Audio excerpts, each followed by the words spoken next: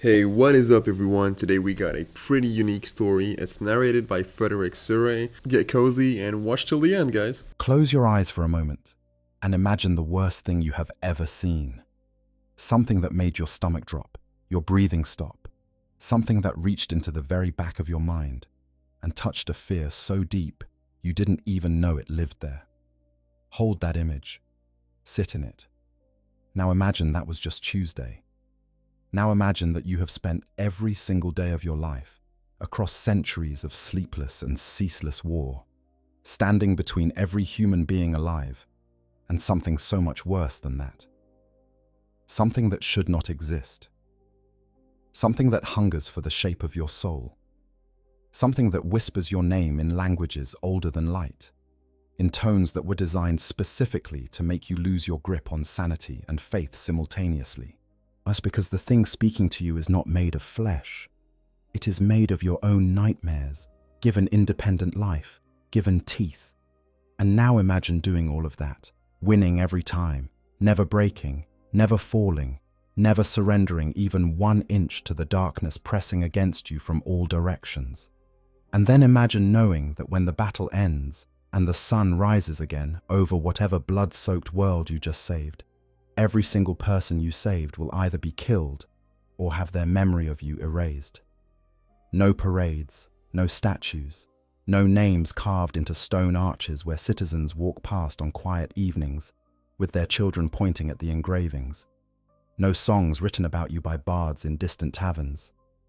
No stories told by veterans to the next generation of soldiers, shaping what bravery looks like in that culture's imagination. You do not exist to the Imperium you protect. You are a ghost in silver armor, a rumor whispered between inquisitors, a myth told in hushed tones by those who caught half a glimpse of something blazing and impossible before someone slapped their hand over their eyes and dragged them away and took the memory with practiced surgical efficiency. You fight for everyone, and no one will ever know you did.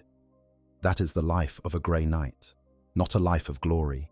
Not a life of recognition or celebration, or the particular warmth of being known and valued by those you have given yourself to protect. A life of absolute, unending, sacrificial devotion to a duty that will never be acknowledged, fighting horrors that most of humanity is not even permitted to know exist, armed with weapons forged from prayers and silver, and the unique genetic legacy of the Emperor himself. Standing in the space between everything that humanity has ever built and the endless darkness that wants to tear it apart from the inside. Welcome to one of the most quietly devastating corners of Warhammer 40,000 lore. Today, we are going in deep. Not a surface skim of their abilities on the tabletop or a quick rundown of who they are in the broadest strokes. We are going to actually live inside this thing. We are going to walk the halls of their fortress beneath the storms of Saturn's largest moon, feel the cold of the basalt walls beneath our hands, understand what happens to a person, what is taken from them, and what is built in its place when they go through the process of becoming one of these warriors. But we are going to understand what they carry with them into every battle, the weight and the wonder and the specific sadness of what they do and the price they pay to do it. We are going to explore what it means psychologically and spiritually and practically to be the Imperium's most secret weapon. The guardians who cannot be celebrated because celebrating them would require admitting they exist, and admitting they exist would require explaining what they fight, and explaining what they fight would open a door that the Imperium believes very firmly should stay closed. This is the brutal life of a Grey Knight. And it is brutal not primarily in the way of blood and explosions, though there is plenty of both. It is brutal in a quieter, more enduring way, the kind of brutal that settles into your bones and stays there, the kind of brutal that looks, from the outside, like absolute steel resolve, and is, from the inside, the most extraordinary sustained act of will in the Imperium's history. Let us begin. The Grey Knights are Chapter 666 of the Adeptus Astartes, the Space Marines. Every space marine is already something beyond human comprehension. They are warriors forged from intensive surgery, biochemical implantation, years of conditioning and training and indoctrination, transformed into beings faster and stronger and more resilient than anything ordinary flesh can produce. They are transhuman. They were engineered to be the finest soldiers in a galaxy full of things that want to kill everyone. And by the standards of that galaxy, they are exactly that. As most space marines carry such an accumulated burden of martial excellence that a single squad can turn the tide of a battle that involves tens of thousands of lesser combatants. But even among space marines, the Grey Knights stand apart so completely that most other chapters have never heard of them. And those who have heard of them, usually in fragmentary, half-formed rumors that circulate at the edges of inquisitorial circles, mostly believe them to be a story, a legend, an old tale about silver ghosts who appear in the moments when the dark grows thickest and the monsters become too large for ordinary swords to address. The kind of tale that soldiers tell around fires on particularly bad nights, when they need to believe that something is out there that can handle the things they cannot. They are not a legend. They are very, very real. And the fact that you are not supposed to know that tells you almost everything you need to know about what their existence actually costs and what their purpose actually demands. Let us start at the beginning, which is where all the best stories start. And the beginning of the Grey Knights is one of the most interesting origin stories in the entire 40,000 setting, because it begins not with triumph, but with catastrophic, galaxy-splitting, civilization-threatening loss. Section 2. The Origins. Born in the shadow of the greatest betrayal. The story of the Grey Knights begins in the ruins of the Horus Heresy. If you have any familiarity with 40k lore at all, you know the broad shape of this. 10,000 years before the events of the 41st Millennium, ere the galaxy-spanning Imperium of man was young and still expanding under the Emperor of Mankind's Great Crusade, a massive military campaign to reunite humanity's scattered worlds under a single banner, to push back the Xenos and the darkness and establish something permanent and survivable. Leading that crusade were the Primarchs, the Emperor's 20 genetically engineered sons, each the progenitor of a legion of space marines, each a being of almost godlike capability and the organizing force behind his legion's operations. Then Horus fell. Horus, the greatest of the Primarchs, the war master who commanded all the others, the general whose brilliance had driven the Great Crusade further and faster than anyone had imagined, he was turned. Corrupted by the Chaos Gods, as who had worked on him with patience and cunning, and a specific targeted assault on his greatest vulnerabilities, until the man who had been the Emperor's most beloved son became the weapon pointed at the Emperor's heart. And with Horus, half the Primarchs fell, half the legions turned.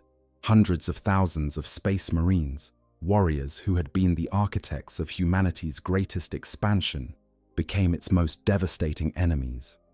The war that followed, the Horus Heresy, lasted years and consumed systems. It killed people in numbers that modern 40,000 citizens cannot imagine, because they have largely been shielded from the full accounting of that history.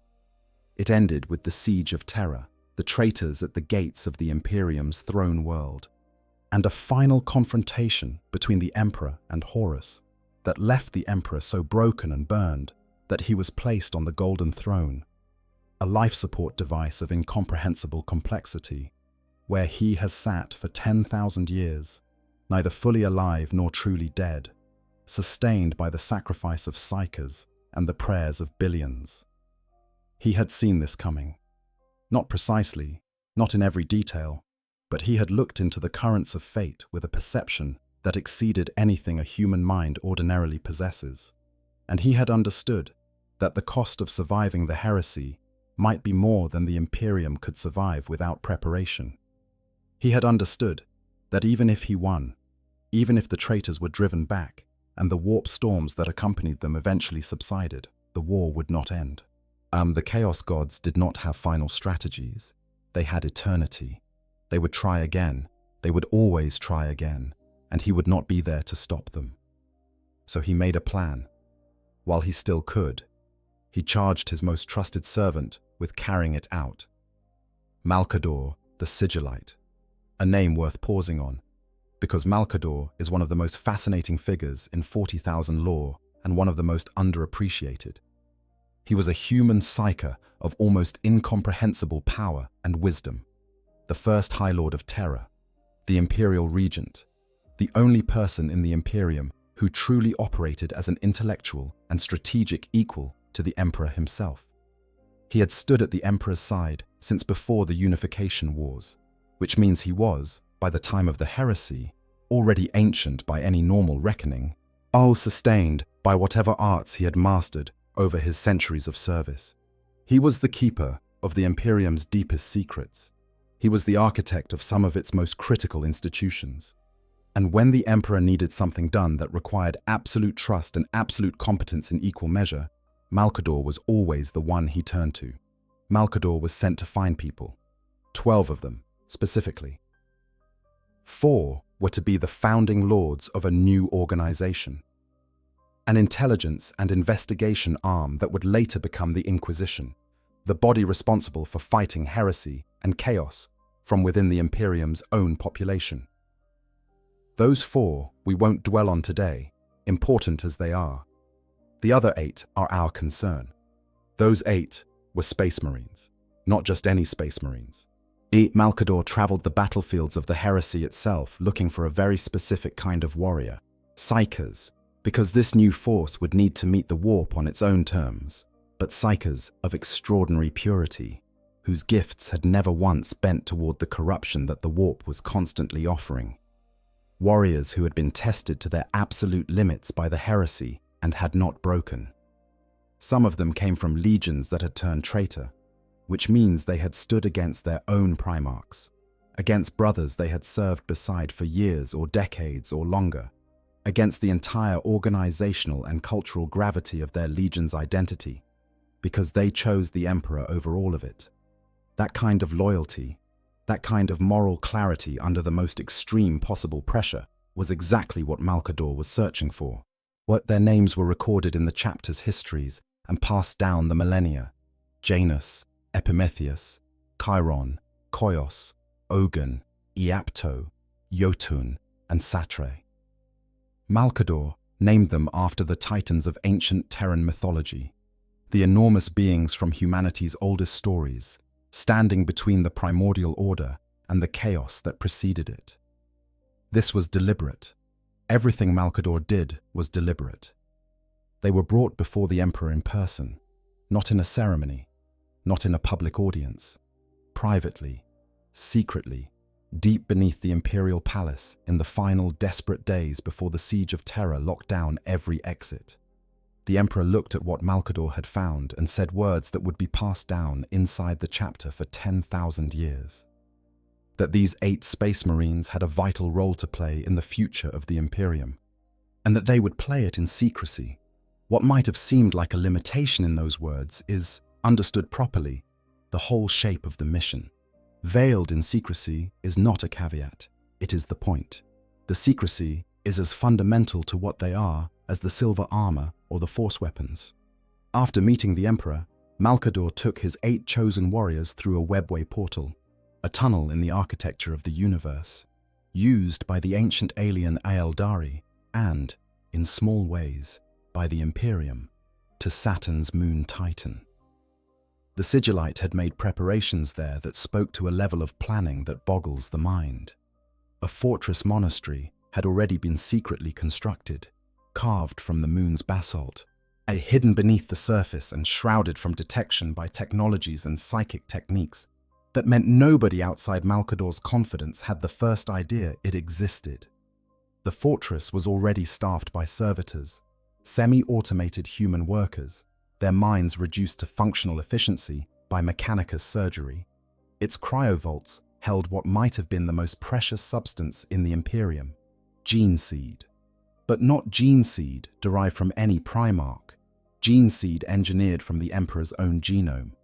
Genetic material that would pass the Emperor's specific gifts, including the psychic potential that he carried, to anyone implanted with it. And recruits, hundreds of thousands of potential recruits, already gathered from across the galaxy, their minds deeply probed for any trace of chaos corruption, their psychic gifts assessed and found genuine. Some were raw, untrained, barely aware of what they had been selected for. Others had been quietly drawn from the ranks of loyalist legions, their departure unexplained, the records of their service quietly adjusted or simply erased. They were the raw material from which Malkador's final creation would be shaped. Malkador worked quickly. He could not stay. The Emperor needed him. The heresy needed everything that every loyal servant could give. He laid the foundations, guided the 8 founders in beginning the enormous work of creating a new chapter from those hundreds of thousands of potential recruits, and then he received the summons and went back to Terra. His final act on Titan before departing was the most remarkable thing he ever did. And Malkador did many remarkable things in his long service. He could not simply leave Titan unprotected.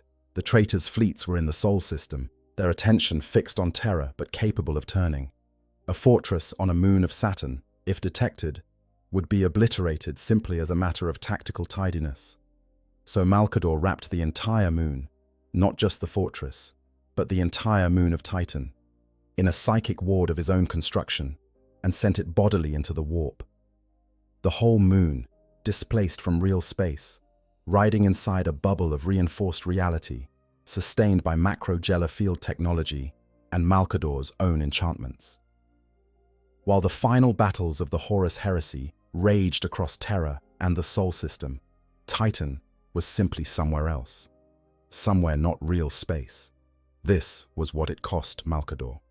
Everything. The power required for that act, sustained across the period of the Siege of Terra, burned through his life force in ways that nothing could have replenished. He returned to the Emperor's side, knowing he would die. He had known when he left Titan.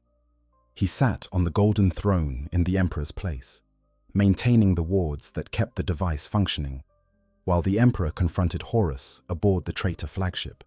When the Emperor returned, broken and burned, Malkador was dust. The most brilliant and devoted servant in Imperial history had given his last breath to ensure that what he had built on Titan had time to survive. While Titan was in the warp, time moved differently. It always does in the Imperium.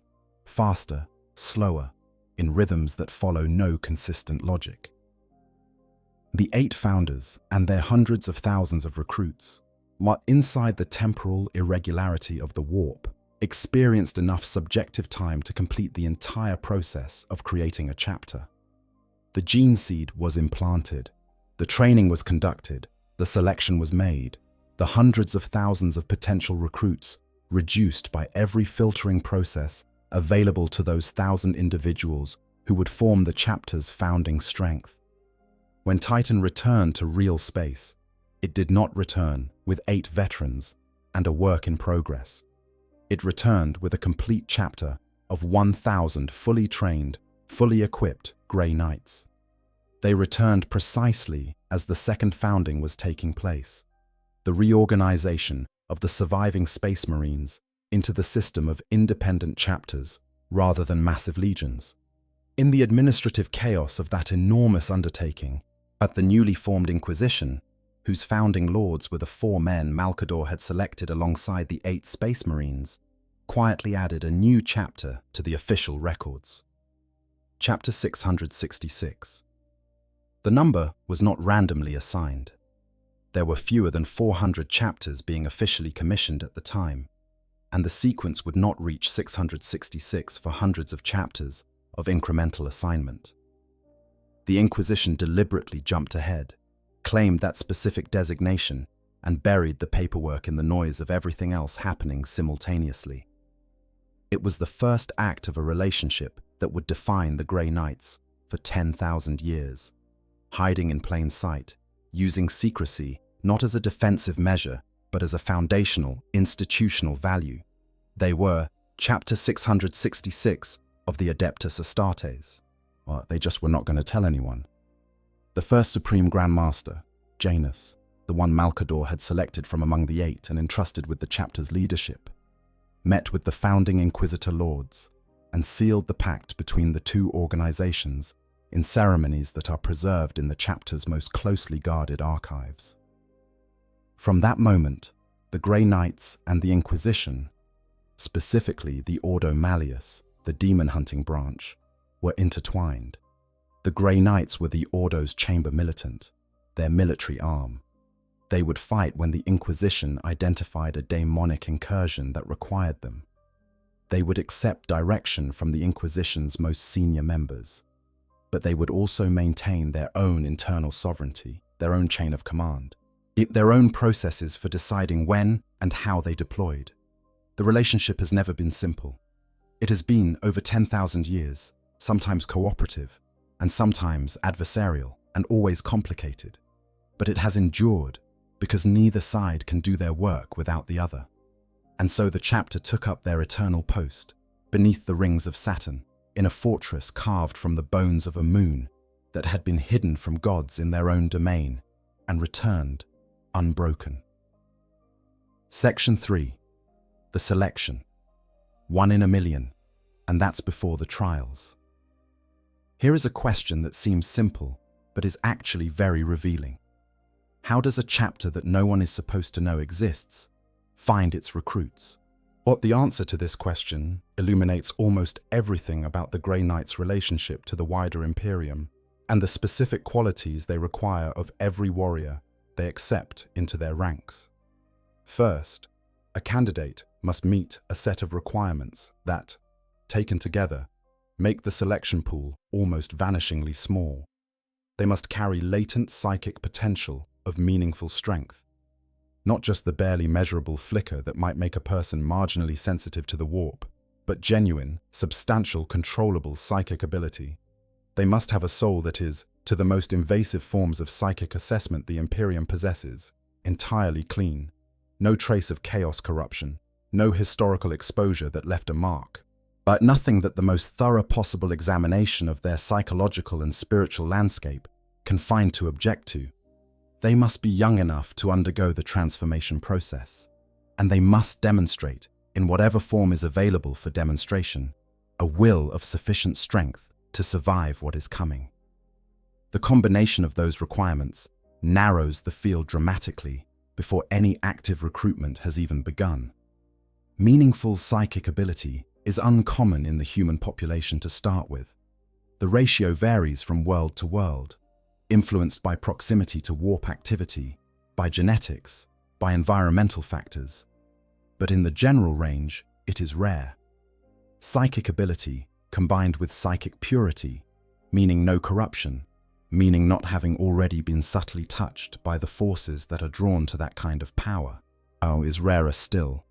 Psychic ability combined with psychic purity, combined with sufficient will, is rarer again. By the time you have layered all the requirements, the statistical pool is small enough that the chapter has to search the entire galaxy to fill it. They do exactly that.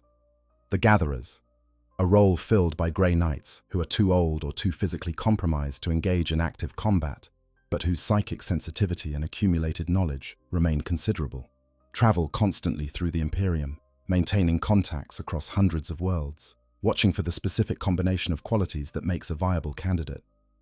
Their primary hunting ground is the Black Ships. The Black Ships are one of the more quietly horrifying aspects of the Imperium's functioning, if you are inclined to think carefully about them. These are enormous transports that sail endlessly through the Imperium's space lanes, visiting populated worlds on regular schedules, and their purpose is collection. The Imperium produces psychers continuously as a natural result of humanity's slowly awakening psychic potential, and untrained psychers who do not receive guidance and conditioning are dangers to themselves and everyone near them, attracting demonic attention, losing control of their abilities in ways that can kill everyone around them, occasionally becoming unwilling vectors for warp incursion. The Black Ships collect them. They take them from their worlds, sometimes with the understanding and consent of the individuals involved, sometimes not, and transport them to Terra. At Terra, most of these psychers are fed to the Golden Throne. The Emperor, on the throne, consumes psycher souls at a rate of roughly 1,000 per day to maintain the Astronomicon, the psychic lighthouse that makes faster-than-light navigation possible across the Imperium. This is the machinery of the Imperium's function. This is what keeps ships moving between stars. This is the cost. Most psychers taken by the black ships end as fuel. A small number are trained as astropaths, psychic communicators who can send and receive messages across interstellar distances, or assigned to other specialized roles. And among those who are taken from the black ships before reaching Terra, assessed by the gatherers, and found to carry that specific combination of strength and purity and will, a tiny fraction become candidates for the Grey Knights. The Inquisition itself is another source, as its agents across the galaxy, sometimes identifying individuals, not just psychers, but exceptional warriors whose psychic potential has become apparent, and passing word to the gatherers that a candidate has been identified. In rare cases, other Space Marine chapters have flagged novitiates of extraordinary psychic ability whom their own chapter could not use or did not want to keep, and the gatherers have collected these individuals too. The chapter has been known to take recruits from worlds that other chapters were already using as recruitment sources, doing so in ways that left no trace of their involvement. This is not a policy that makes them popular, but it is a policy that ensures the quality of the chapter's recruitment intake. Once a candidate reaches Titan, they enter the Chamber of Trials. And everything that follows is designed with a single absolute principle in mind. Every person who emerges from the Chamber of Trials as a Grey Knight initiate must be genuinely, verifiably capable of facing the worst that the warp can produce and not breaking, not eventually breaking, not breaking under unusual circumstances, simply not breaking.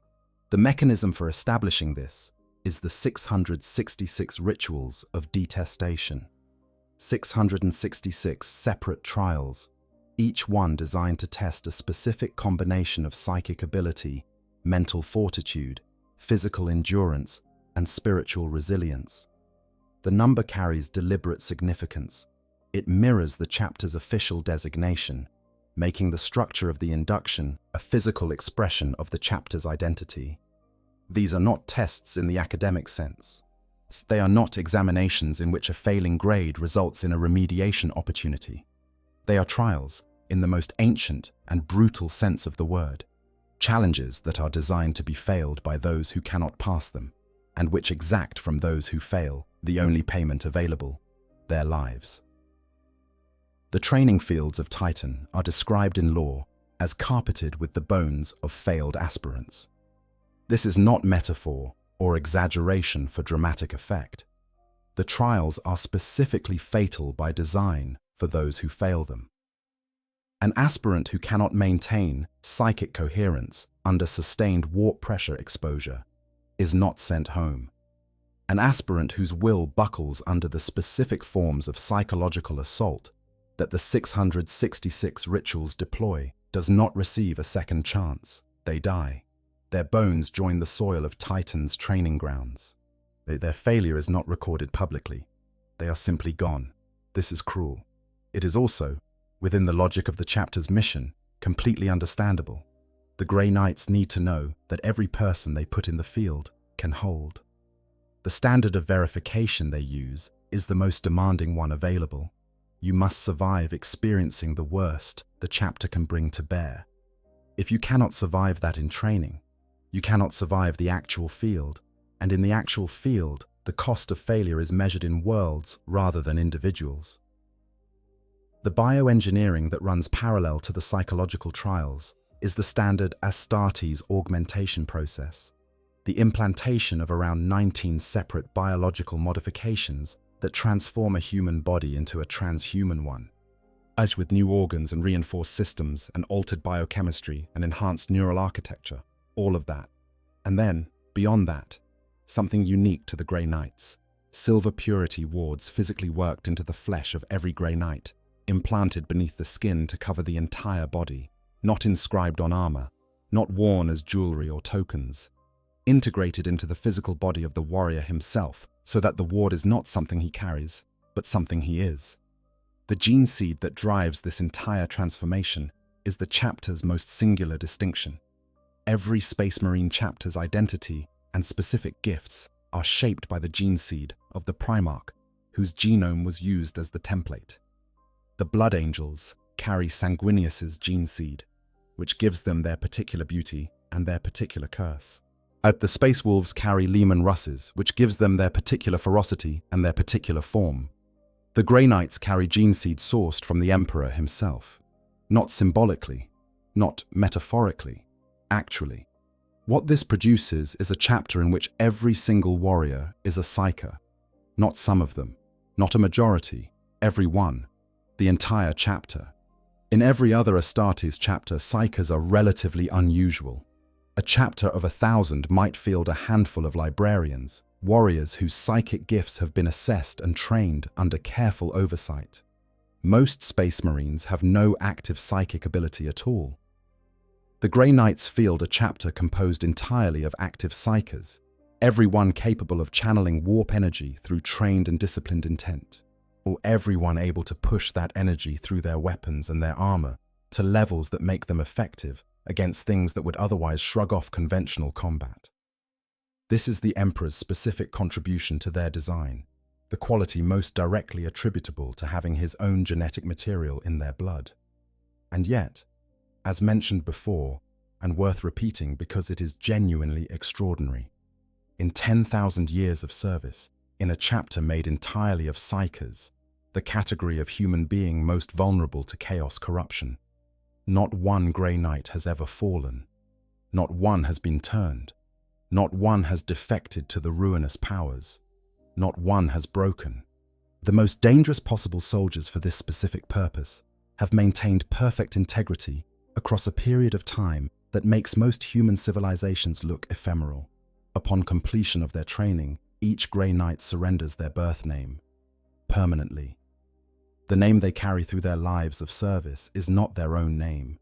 It is a fragment of magical lore specifically selected to counteract the true name of a particular demon. The mechanism here is interesting. Demons have true names, specific sequences of sound and meaning that contain and can be used against the essence of the demon itself.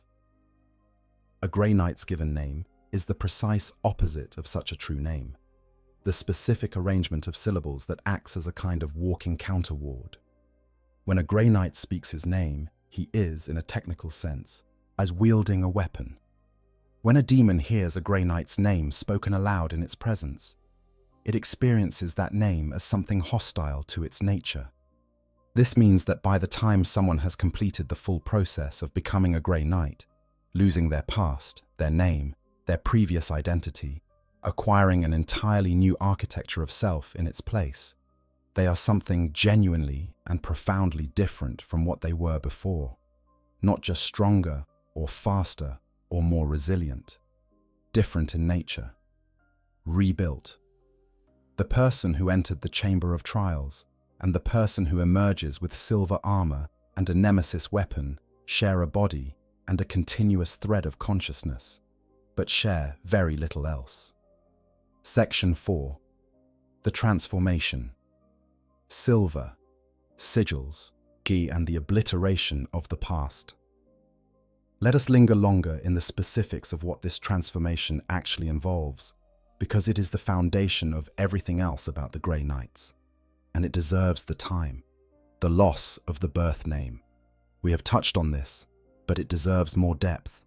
In almost every human culture across the breadth of the Imperium, and there are thousands of such cultures, spread across 1 million worlds in radically different configurations, a name is not merely an identifier, it is an anchor. It is the thread that connects a person to the web of relationships and histories and places that constitute a life.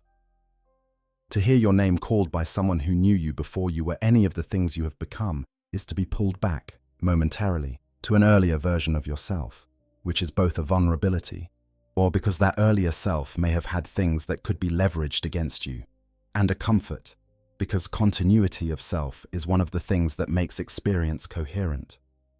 The Grey Knights cut the anchor. The training is so intense, so comprehensive, so total in its consumption of the recruit's attention and identity, that most initiates find the birth name genuinely fading, becoming a word they know they once answered to, but that no longer resonates with anything in their current experience. The formal ceremony of name-giving replaces it. The new name is not chosen by the warrior.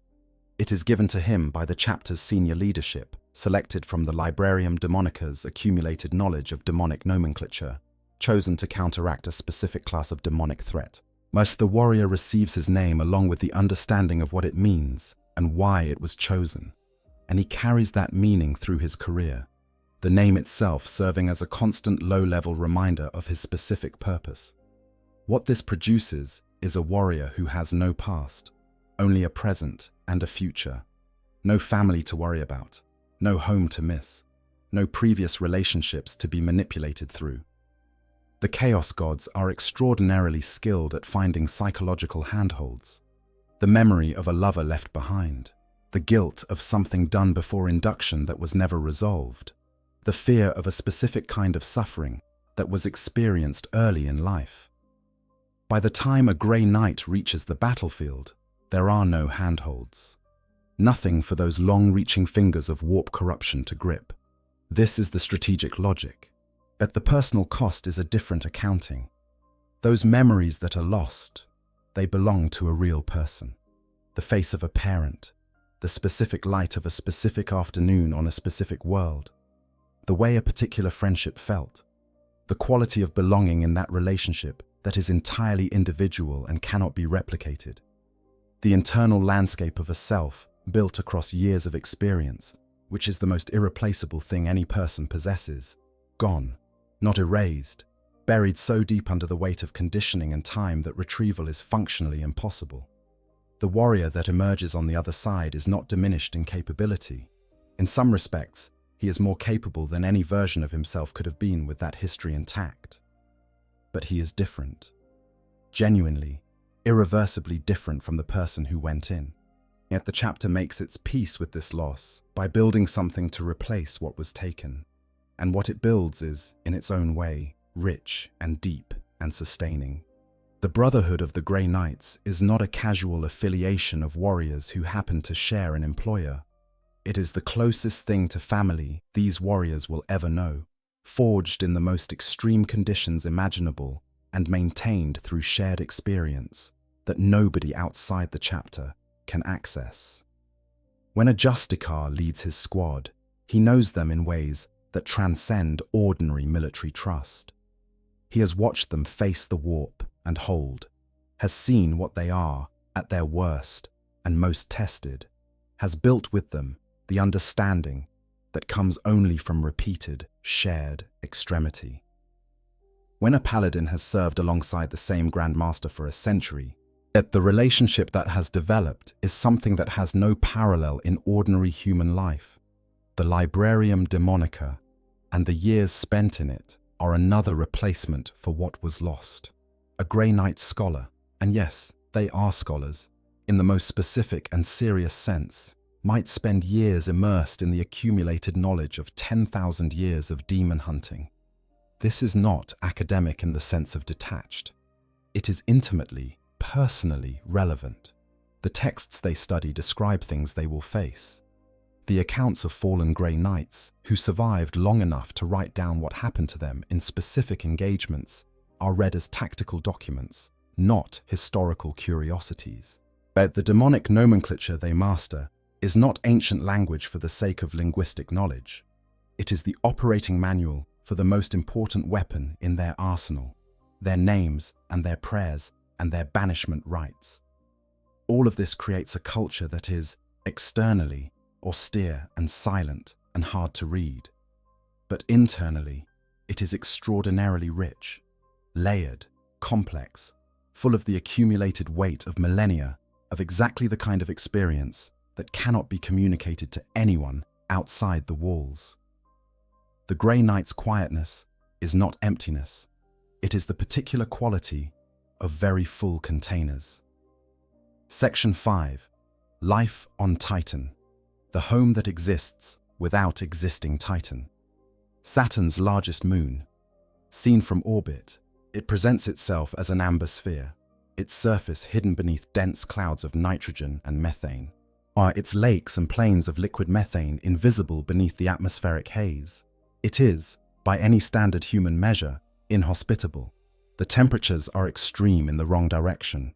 Okay, I just want to step back for a second here because this is the part where I genuinely feel it. Like, I've read a lot of 40k lore, and most factions have something that makes them cool, something that makes you want to collect them or follow their stories. But the Grey Knights hit differently for me, and I think it's because of this exact point in their story: the secrecy, the erasure, the fact that they save people who'll never know they were saved. There's something almost uncomfortably real about that, about giving everything to something that will never acknowledge you. We talk about that in real life too, right? The people who do the quiet work, the unglamorous work, the work that keeps things from falling apart. They rarely get the statues or the parades either. And the Grey Knights took that idea and cranked it up to the most extreme version imaginable. And somehow it doesn't feel cynical. It feels like the most honest thing 40k has ever said about what real devotion actually looks like. And that's why I love them. But anyways, that's just my 2 cents. Let's go back to the video. The atmosphere is not breathable. The terrain is alien and harsh. It is exactly the kind of place where you would never expect to find the headquarters of one of the Imperium's most active military chapters. Which is, of course, exactly the point. The Citadel of Titan is not built in the way you might imagine a fortress. It is not a proud edifice throwing defiant battlements at the sky, daring enemies to come find it. It is carved from basalt, dark volcanic rock, cold and dense, and it emerges from the surface of the moon the way something grown emerges rather than something built. The bulk of it is underground, its halls and chambers tunneling deep into the rock of Mount Anak, which rises from the ice sheets of Titan's Xanadu region like a blade left by some ancient violence. The fortress monastery is the mountain, in a sense. They are the same thing. Inside those halls, the atmosphere is unlike anything in the monastery of any other chapter.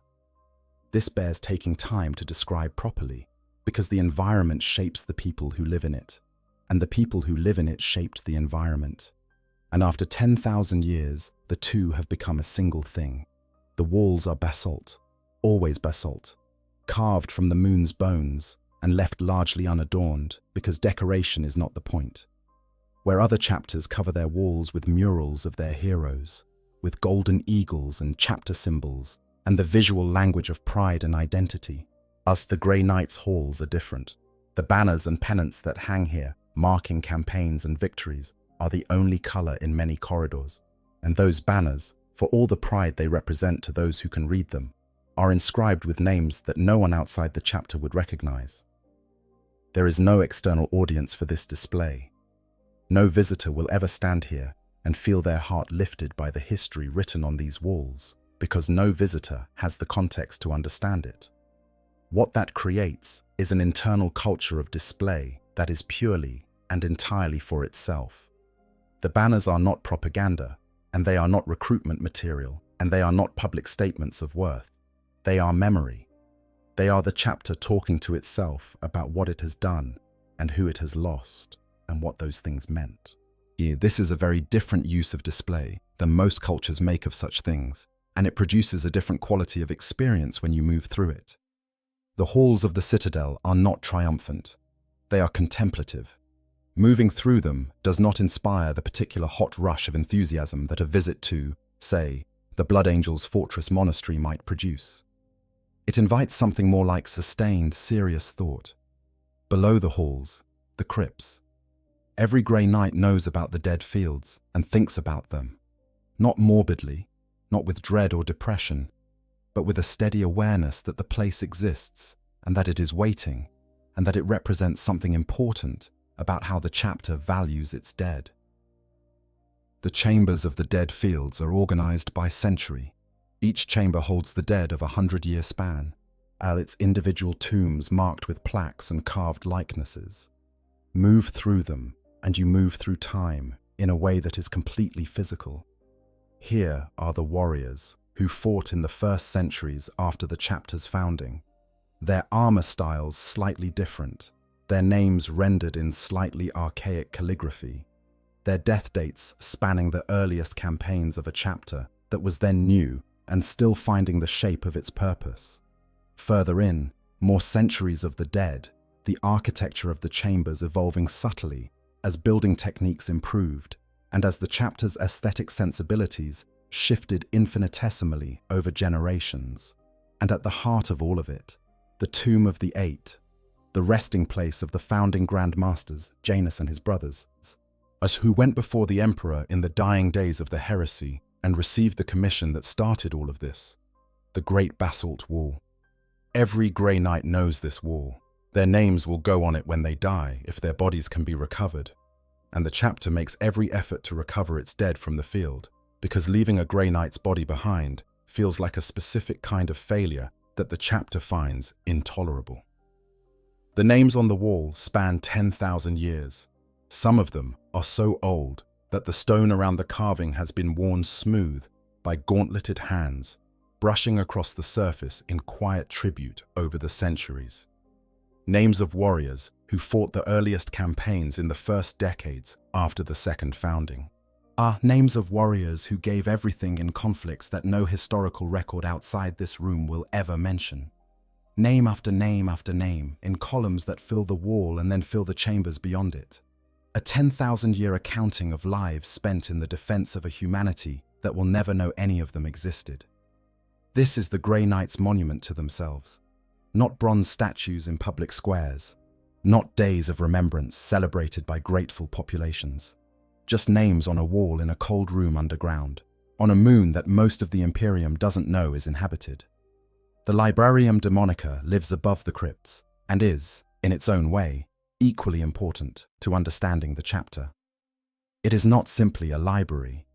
It is the most comprehensive repository of knowledge about the warp demons, the chaos gods, as a demonic manifestation in the entire Imperium. Tens of thousands of ancient texts, some of them predating the Imperium itself, recovered from old night archives and brought to Titan where they can be studied without risk. Accounts of every significant demonic incursion in recorded history, tactical analyses of specific greater demons, their behavioral patterns, their specific manifestation conditions, their documented vulnerabilities, and their documented strengths.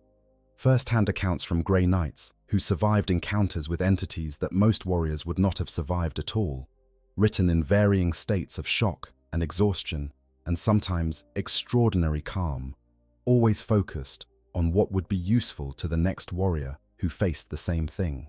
The relationship between the chapter and the forge world of Deimos, a volcanic moon orbiting Titan itself, committed to the Grey Knight's service through ancient agreements of mutual need, produces the extraordinary weaponry that makes all of the above possible.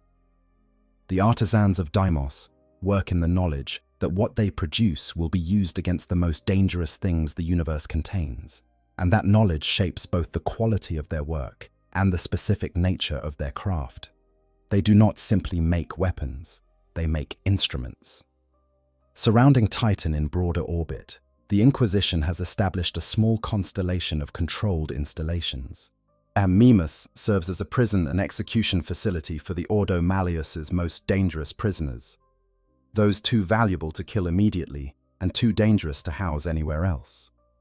Enceladus houses the Ordo Malleus's senior leadership in the periods when they are not actively deployed, and Broadsword Station handles the logistical coordination of the chapter's fleet operations, maintaining the strike cruisers and other vessels through which the Grey Knights deploy to every corner of the Imperium's territory. Above all of this, the Apex Cronus Bastion watches the approaches to this corner of the Sol system, a space station of such tremendous armament that it is said to match or exceed the famous phalanx of the Imperial Fists in firepower. And the Imperium's most secret chapter maintains the most heavily defended home territory in the Sol system, which tells you something about what the Inquisition and the chapter both understand about the value of what is protected here, and about the seriousness of the threats that have historically been directed at it. This is home. For warriors who were stripped of their homes as a precondition of becoming what they are, Titan is the replacement, deeper and more fundamental in its function than a simple base of operations, carrying the weight of 10,000 years of accumulated shared identity. It does not feed the particular psychological needs that an ordinary home feeds, not exactly. but it provides what an ordinary home can never provide. The company of the only people in the universe who fully understand what you are and what you do, as in the presence of 10,000 years of evidence that what you do matters. Section 6. The Arsenal. Weapons built for 2 dimensions at once. There is a quality to Grey Knight weaponry that separates it categorically from every other armament in the Imperium, and it is this. Every weapon a Grey Knight carries was made to fight in 2 places simultaneously. The physical world, where bodies exist and can be harmed, and the warp, where demons actually live and can actually be damaged in ways that matter for longer than it takes them to reform and come back. The Nemesis Force weapon is the definitive expression of this philosophy, and it is worth spending real time understanding what makes it work. Start with the physical object itself. A Nemesis Force halberd is, in its material construction, a polearm of considerable excellence. Iron and silver blade set atop an adamantium haft. The blade ground to molecular sharpness and maintained that way by psychoactive processes during use. The materials are chosen not just for their physical properties, but for their metaphysical ones. Silver has been understood since ancient times as hostile to certain categories of supernatural being. And in the warp-aware cosmology of 40k, this is not merely superstition, but documented physical fact. Silver disrupts certain frequencies of warp energy. It is harder to maintain demonic form when silver is in contact with the manifested body. But the physical construction is the least important part. The psi matrix embedded in the weapon's internal structure is where the Nemesis designation comes from and where the real function lives. As this matrix is calibrated, and here is the key word, specifically to the psychic signature of the individual warrior who will carry this weapon during the forging process over a period of months. The warrior participates in this calibration directly, spending time in extended psychic contact with the weapon as it is being made, imprinting his specific pattern of psychic expression into the matrix so that when he channels through it later, the weapon recognizes the signal and amplifies it rather than resisting it. The result is a weapon that does not just cut. When a Grey Knight channels through his Nemesis weapon in the moment of a strike, and this channeling is a trained, specific act, not automatic, but requiring the same kind of focused, intentional deployment that a librarian uses when throwing a lightning bolt or projecting a force blast. The blade carries not just the physical edge, but a charge of specifically focused psychic energy that propagates into the warp substance of whatever it strikes. Against a normal human being or a non-demonic alien, this is overkill, adding tremendous destructive force to an already lethal weapon. Against a demon, it is the difference between an attack that disrupts the physical manifestation temporarily and an attack that actually damages the entity's coherence in the warp itself, making banishment not just possible but likely, and making remanifestation harder and slower. A Nemesis Force sword is the elegant, as direct version of this principle, the classic choice for warriors who prefer to end engagements quickly. A Nemesis Force.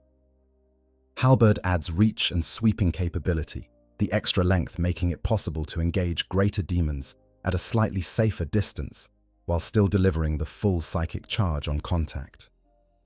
The Demon Hammer, heavy, slow, devastating on impact, is preferred by warriors whose psychic gifts express themselves through a particularly intense burst channeling that benefits from being delivered in a single concentrated blow rather than a series of faster strikes. Nemesis Falchions trade the power of a single weapon for the speed of 2, and their shorter blades allowing a Grey Knight to land multiple strikes in the time another weapon would complete one, useful against entities that recover quickly from individual attacks. The warding stave is less offensive and more defensive, its matrix calibrated for protective rather than destructive channeling, making the bearer substantially more resistant to psychic attack while still providing a meaningful combat capability. Every one of these weapons is unique. The calibration process means that no 2 Nemesis weapons are identical, because no 2 Grey Knights are identical in their psychic signature. A weapon that could theoretically be stolen or recovered and used by another warrior would perform significantly worse in their hands. Not inert exactly, but not what it was designed to be. The weapon knows its master in a way that resists replacement.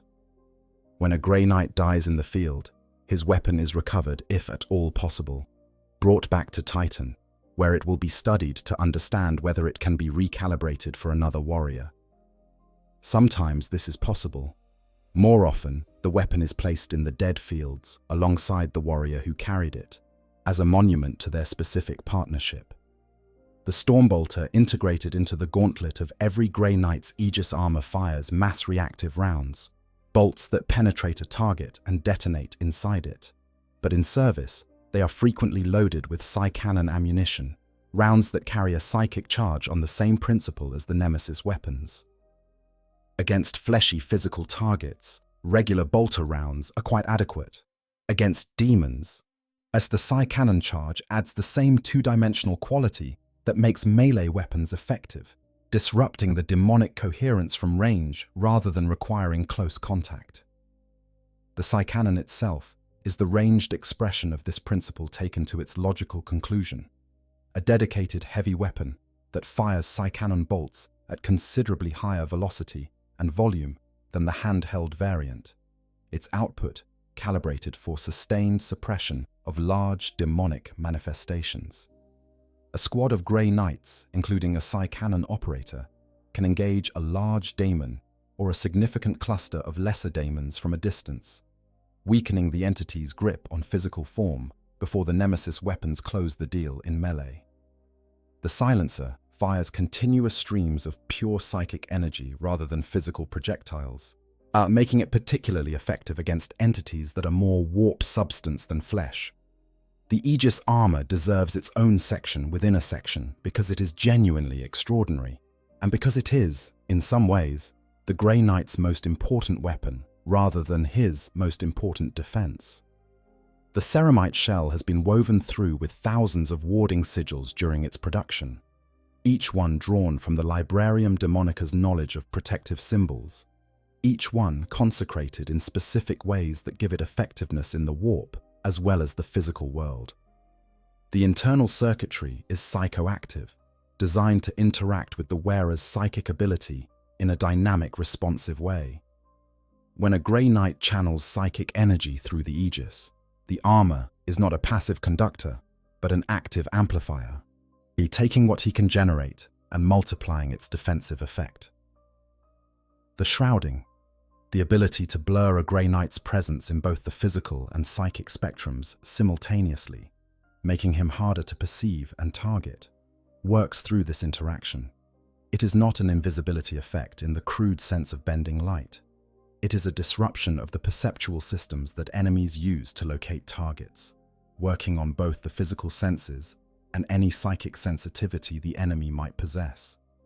Against demons, whose ability to perceive things in the material world depends on their psychic senses more than their physical ones, this effect is particularly potent. The armor itself, when worn by a Grey Knight maintaining his Aegis, radiates something in the warp that demons find actively painful, not metaphorically, literally painful, in whatever passes for sensation in a being made of condensed hatred or lust or change or decay. A Grey Knight walking through a space creates a zone of psychic discomfort for any demonic entity present.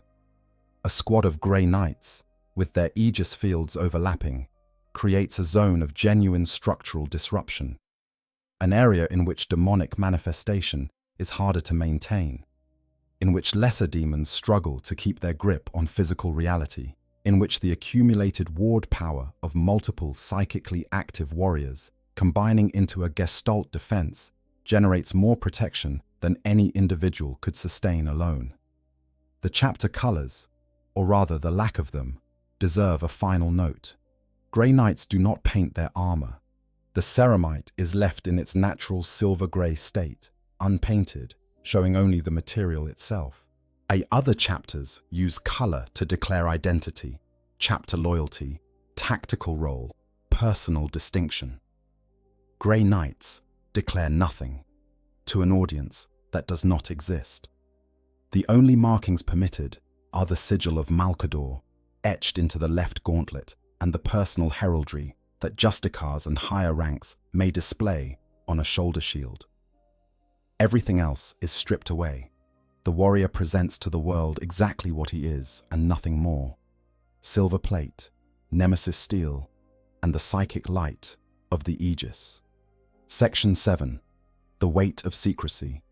Heroes killed by those they saved. Here is a thing about the Grey Knights that does not receive enough attention in casual discussion of the faction. After a battle, when the last demon has been banished or destroyed, it's when the warp rift has been sealed and the world that was going to be consumed is going to live another day because of what happened in the last several hours.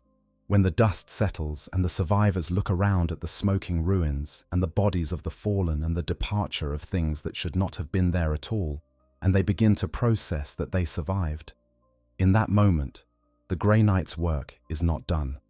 It is, in a sense, about to begin its second phase. The survivors cannot leave knowing what they know. The protocol varies with the nature of exposure and the type of forces involved. Imperial Guard regiments that fought alongside Grey Knights are among the more common cases. These are experienced, competent, or brave soldiers who held lines and died in numbers and earned their survival through whatever combination of skill and fortune kept them on the right side of that accounting. Their families are waiting for them. Their regiments have histories. Some of them have been fighting for years, carrying the accumulated scars and bonding of long service. And they saw something today that they cannot be allowed to remember. They are either mind-wiped or killed. The Grey Knight. Librarians, whose psychic skills include the ability to access and modify the contents of a human mind, conduct what the law calls telepathic scouring, a specific, targeted removal of the memories associated with the Grey Knight's presence. It is not a gentle process. It works. But at a cost. The scrubbed individual typically loses not just the specific memories that were targeted, but a surrounding halo of associated experience, and they may carry for the rest of their lives a vague, unplaceable sense that something is missing from a period of their life, without being able to locate the specific absence. Sometimes the trauma of the process itself leaves marks that have nothing to do with what was removed. Sometimes the individuals who are mind-wiped function normally afterward. Sometimes they don't. If the level of exposure is judged too significant for reliable telepathic scrubbing, if too many people were involved, if the nature of what was witnessed was too specific and detailed to be cleanly excised, the alternative is simply to kill everyone. Every surviving soldier who participated in the engagement, every support person who was close enough to see anything, every cogitator operator who processed communications about the operation, every person who could, in any credible chain of transmission, pass the knowledge outward. This is the Imperium being entirely itself in the most brutal possible way. The reasoning is not irrational, which makes it worse. The policy of keeping demonic incursions secret was established by the Emperor himself, on the grounds that widespread knowledge of the existence of demons generates fear, and fear feeds the warp, and a warp fed by the fear of billions is measurably more powerful and more active than one that is not. The mathematical logic of killing a regiment to prevent the spiritual fuel that would summon more demons is coherent, if you accept the premise and the mathematics. Whether you accept them is a different question, and it is one the Grey Knights themselves have debated internally, with varying conclusions at different points in their history. Space Marine chapters who encounter Grey Knights receive somewhat different treatment, because you cannot simply scrub the mind of an Astartes with the casual efficiency applicable to an ordinary human. The mental architecture is more resistant, and the attempt would be noticed and likely resisted with considerable force. Instead, these warriors are put under the gravest possible oaths of secrecy their chapter can administer, sworn to the Primarch and the Emperor and everything that has meaning in their cultural framework, not to speak of what they have seen. This works imperfectly. The existence of the Grey Knights is suspected by more chapters than know it officially, because warriors talk to warriors in private, because some oaths are kept, but some are whispered in the right ear to someone who already knew. And so the information spreads in fragments that are too small to be actionable, but too persistent to be entirely suppressed. For the Grey Knights themselves, this policy creates a peculiar existential situation that deserves real examination rather than simple acknowledgement. They save worlds. They genuinely, directly save worlds. Prevent demonic incursions that would corrupt and destroy populations. Banish entities that would have torn reality apart locally and then spiraled out. Protect billions of people who would otherwise be consumed by the worst things the universe contains. And then they scrub or kill the witnesses. And then they go back to Titan, and the world they saved goes on not knowing, and the next call comes, and they go again. The sustaining of motivation across that cycle is not automatic. It requires something specific from the Grey Knights psychologically, and what it requires is the most internal possible form of purpose.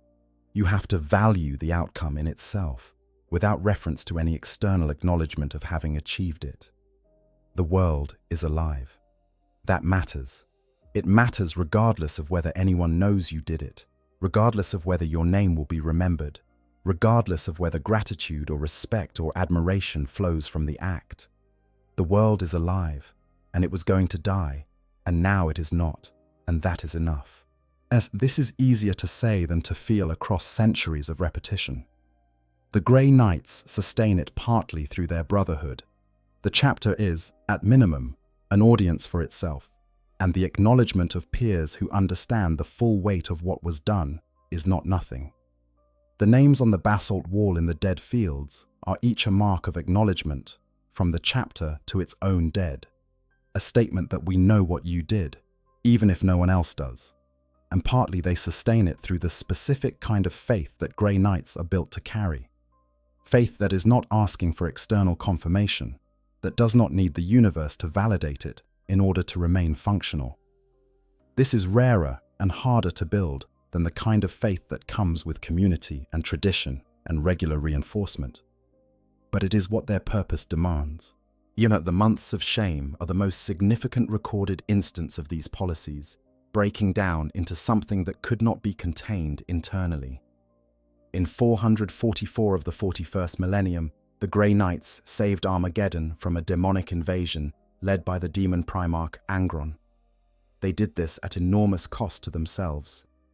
And then the protocols of secrecy were deployed, the purging of survivors, the mind-wiping, the execution of those who could not be reliably scrubbed. Logan Grimnar of the Space Wolves found out. Not by accident. He was present. He had fought alongside the forces of Armageddon.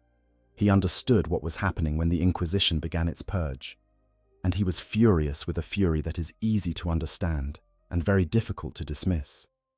These were people who had fought heroically for their world, who had bled and died and suffered and survived and deserved to go home. And they were being killed, not by the enemy, but by the forces of the Imperium they had served, because of a secrecy policy they had never consented to, and of whose existence they had not previously been aware. He fought back. He tried to protect survivors, to get transport ships out before the Inquisition could stop them. The Inquisition and Grey Knights stopped him. Grandmaster Joros of the Grey Knights was killed by Logan Grimnar personally in the violence that followed, a loss that resonated through the chapter with the specific weight of a death inflicted by someone who was not an enemy in the conventional sense. The conflict escalated to something approaching open war between the Space Wolves and the combined forces of the Inquisition and the Grey Knights, before it eventually ended, without clear resolution, without the kind of conclusion that either side could call a victory. The chapter named the whole period the Months of Shame. They chose that word, knowing exactly what it meant and what it implied. Not a mistake, which might be corrected by better procedures. Not a necessary evil, which might be accepted with stoic pragmatism. Shame, the specific moral emotion that arises when an action is understood as wrong, even when it was undertaken for reasons that seemed coherent at the time. The Grey Knights looked at what they had participated in and called it what it was, but which tells you something significant about how the chapter understands its own moral life. The capacity for shame, genuine, acknowledged, unflinching shame rather than deflection or rationalization, is part of what keeps them from becoming the thing they fight. Section 8. Into the Warp. The nature of the enemy and the reality of fighting. Let us talk properly about what the Grey Knights are actually fighting, because this is not abstract, and it is not metaphorical, and it is not well served by treating it casually. A demon is not a monster, not in the technical sense of that word as it is typically used. Monsters are physical things, flesh and bone assembled in unusual ways, threatening by virtue of size, or speed, or toxin, or claw, or number. A demon is something categorically different, and an understanding that difference is essential to understanding why the Grey Knights need to be what they are. In the cosmology of Warhammer 40,000, the universe has two layers: the physical realm, which operates by physical laws, where matter and energy interact in ways that can be mapped and predicted, and the warp, the Imperium, an alternative dimension made not of matter and energy as we understand them, but of something more fundamental and more dangerous: the psychic resonance generated by the collective consciousness of every sentient being in the physical realm. Emotion, fear, desire, rage, hope, despair, lust, ambition, all of these things leave prints in the warp, the way physical objects leave gravity wells in space. Accumulated over billions of years and billions of sentient beings, but these prints have achieved self-organization. They have become intelligences. The Chaos Gods, Khorne, Tzeentch, Slaanesh, Nurgle, are the four largest and most powerful of these self-organizing psychic intelligences, beings of almost incomprehensible scale and age, who exist entirely in the warp, and whose will shapes everything that occurs within it. Demons are their children, and their servants, and their weapons, and their thoughts, given independent action. A bloodletter of Khorne is not a creature who is very angry. It is a condensation of anger itself, of the specific quality of rage that Khorne represents, given sufficient structure and coherence to operate as an independent entity in the physical world for a period of time. A demonette of Slaanesh is not a being who experiences dark pleasure. It is a manifestation of the principle of dark excess that Slaanesh embodies, given the temporary loan of physical form. They are, in the most literal possible sense, made of what they represent. This matters enormously when you consider how to fight them. Physical damage done to a demon's manifested body is real and meaningful. Maintaining a physical form in the material world costs demonic entities effort and energy, and disrupting that form forces them to expend more of both to maintain or rebuild it. Enough disruption, enough sustained physical damage, and the entity's cohesion in the physical world fails.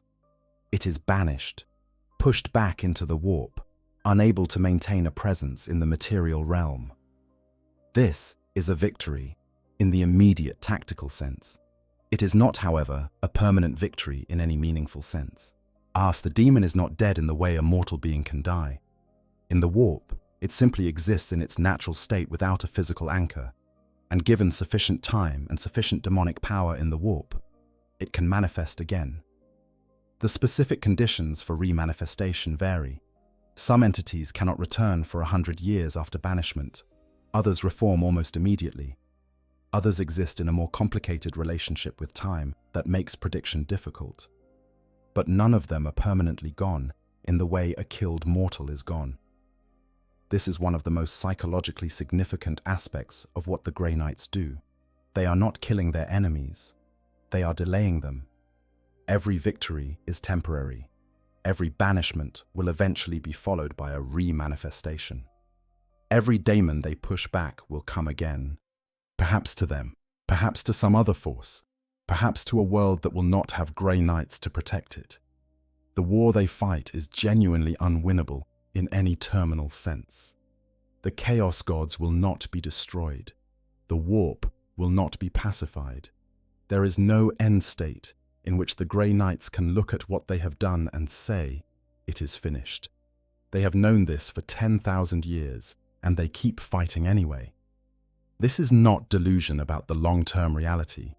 The chapter's understanding of its own mission is sophisticated enough that they are under no illusions about the permanent victory condition being possible. They fight because the alternative is not fighting, and not fighting means worlds consumed and populations destroyed and the darkness winning in each specific instance. So the long-term unwinnable war is composed of individual battles that absolutely can be won. The demon in front of you, right now, can be banished. The world being attacked today can be saved today. That is enough reason to keep going. A greater demon changes the calculus significantly because a greater demon is not on the same scale as the common manifested servants of the Chaos Gods. A bloodthirster of Khorne is a being of physical power so extreme that it can destroy heavy armored vehicles with its bare hands, whose capacity for violence is virtually unlimited, whose psychic presence generates an aura of wrath so intense that nearby soldiers can experience it as a physical force affecting their ability to function. Thus, a Lord of Change of Sench perceives multiple possible futures simultaneously and acts on that perception in real time, making it extremely difficult to surprise or outmaneuver by any strategy that operates only in the present. A great unclean one of Nurgle is a being whose relationship to physical damage is fundamentally different from any other entity, where most things are weakened by being harmed. The great unclean one is, in a spiritual sense, nourished by it, its connection to entropy and decay, making wounds into decoration rather than disability. A keeper of secrets of Slaanesh operates on the perceptual systems of nearby beings, inducing overwhelming sensory experiences, pleasure or pain or both simultaneously at intensities that bypass rational function, making it almost impossible for affected individuals to take effective action against it. The Grey Knights are built to face these things. They face greater demons not as the exceptional crisis situation that would require a full chapter mobilization for any other Space Marine force, but as their primary operational challenge. Their weapons, their training, their psychic abilities, their specific preparation through the Librarium Demonica, all of it is calibrated for this. A Grey Knight entering combat against a greater demon is not walking into the unexpected. He is doing exactly what he was made for. That does not mean he will survive. The casualty rates in engagements with greater demons are significant even for Grey Knights. The chapter cannot replace its warriors quickly. The selection process is too specific, the training too long and demanding, the attrition in that training too high. So losses in battle carry extra weight. But the knowledge going in is clear, and the preparation is complete, and the willingness to spend the necessary is there. This is what the chapter was built to do. What it feels like to operate in a warp-saturated environment is something the Grey Knights understand better than almost any other military force in the Imperium, because they do it with deliberate intention, rather than as an unavoidable consequence of being in the wrong place.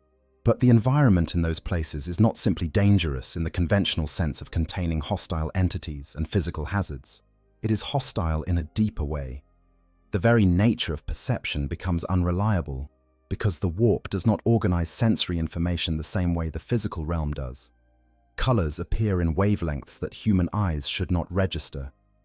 Sounds arrive before the events that cause them. The architecture of spaces resists consistent interpretation, corridors appearing longer from different angles, rooms that should connect failing to do so. Time moves at different rates for different people in the same space. None of this is incidental or decorative. The warp is shaped by consciousness, and a space in which demonic entities are operating is a space that has been shaped over whatever period those entities have inhabited it, by what those entities fundamentally are. A domain of Nurgle looks and feels and smells like decay, not representationally, not as decoration, but actually the decay being real, the sense of things rotting and accepting that rot extending into the structure of the reality around you. A domain of Tzeentch shifts and restructures itself as a reflection of that god's specific nature. the change being not a backdrop, but the operative principle of the environment, so that tactical assessments made at one moment are entirely invalidated 2 minutes later without any observable cause. A ornate space is saturated with a specific quality of rage that bleeds into the emotions of those within it, making controlled, a measured action progressively harder with each passing minute, a domain designed to make its opponents fight the way Horn wants everything to fight, which is exactly the vulnerability that gets people killed. Grey Knights train specifically for all of this. The Librarium Demonica includes detailed accounts from warriors who have operated in each major type of warp-saturated environment, organized not as atmospheric description, but as tactical intelligence. Here is how Tzeentchian architecture behaves under sustained psychic stress.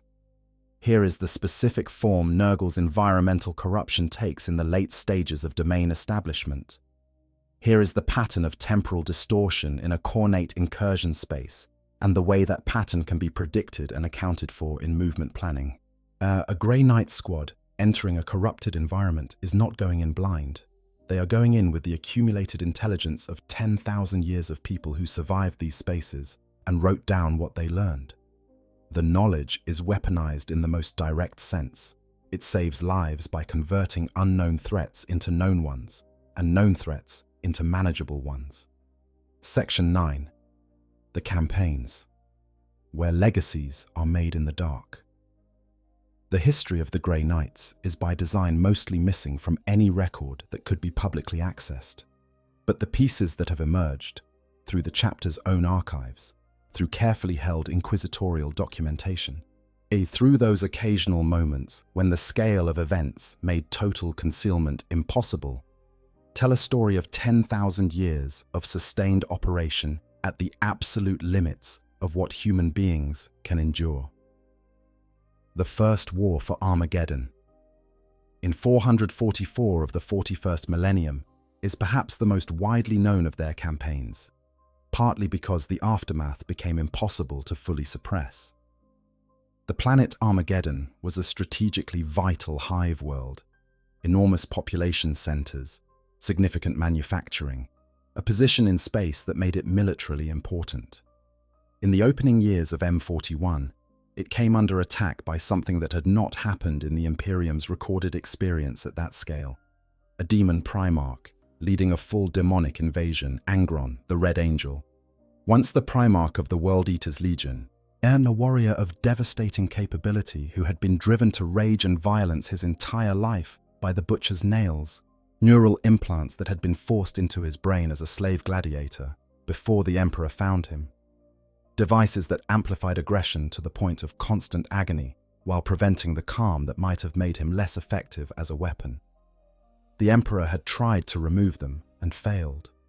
The implants had grown too integrated with Angron's neural architecture to be safely extracted, and Angron had spent his time as a Primarch in a state of permanent pain and rage. When he fell to chaos, Horn's particular gifts were exactly suited to what Angron was, and what he needed. He became a greater demon of the Blood God, a bloodthirster of Primarch magnitude power. Every shred of the already terrifying person he had been amplified and distorted by the endless war hunger of Khorne.